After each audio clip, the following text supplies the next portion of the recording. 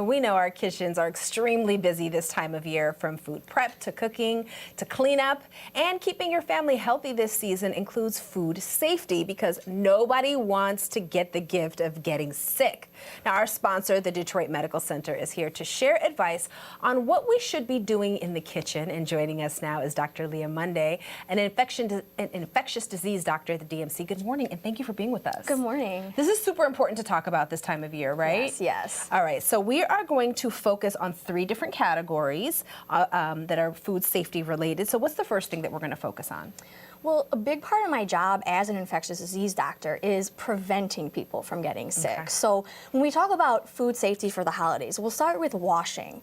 And we've seen outbreaks of E. coli in the past, not just with meat, but with things like spinach.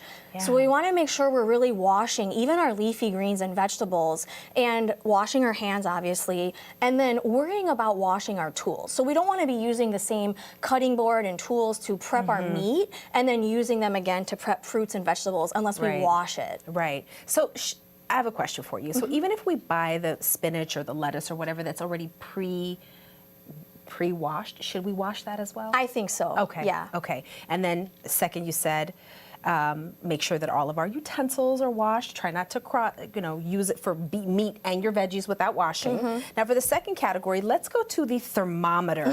Talk to us about why food temperature is so important. Right. So most people know that, different meats have to be cooked to a certain temperature to be safe to eat. And, food thermometers are certainly a great tool to help with that.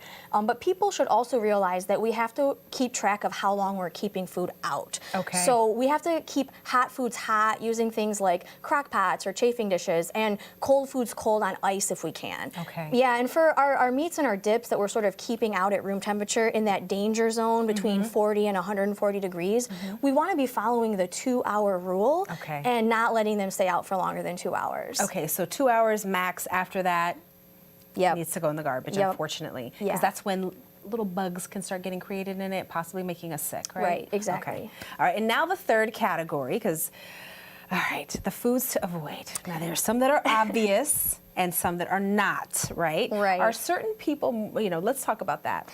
Okay, so let's talk about cookie dough. Okay, everyone loves to eat cookie dough, sneak a little bit. You're not supposed to eat raw cookie dough. People often assume that's because it has raw eggs. And that's true. Raw eggs can have salmonella or make you sick. But many people don't realize that actually raw flour can have bacteria. Okay, mind blown right now, because I always thought it was the egg. Yeah, so even if you're making an egg-free cookie, you have to sort of say no to raw dough. Wow. Yeah. So it's the flour too, people? It's the flour. No one knew that. No one knew that. All right. That is not obvious. So are certain people more likely to get food poisoning?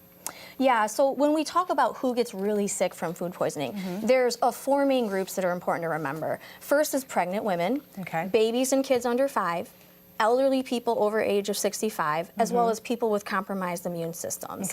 And for them in particular, I just want to mention Listeria, which is a special bacteria, because it can actually live in the refrigerator. And when outbreaks with this happen, it tends to be in factories or farms who are making raw dairy products. So for people in those groups, you want to avoid your raw cheese, raw milk, like that cheese there, certain deli meats. Well, this I brought actually because I wanted to show, because I love my way around a charcuterie board. Okay, so this is a blue cheese with a lot of flavor and a lot of funk. And when you look at the first ingredient, it says pasteurized milk. So even this would be perfectly safe for a pregnant person to eat. And I just want people to know about buying pasteurized products. Pasteurized products, got it. So if you're pregnant or you have a compromised immune system, stay away from the raw milk. Okay, there you go. All right, so what do we do if we start experiencing symptoms? Well, the most common symptoms of foodborne illness are things like nausea, vomiting, diarrhea. Most people pass on their own and they do just fine. If you're having too much of those where you can't keep up in what you're getting out, you need to go to the doctor. You might be getting dehydrated. And for our little ones who can't tell us as much, you want to look for things like dry diapers, lack of urine output.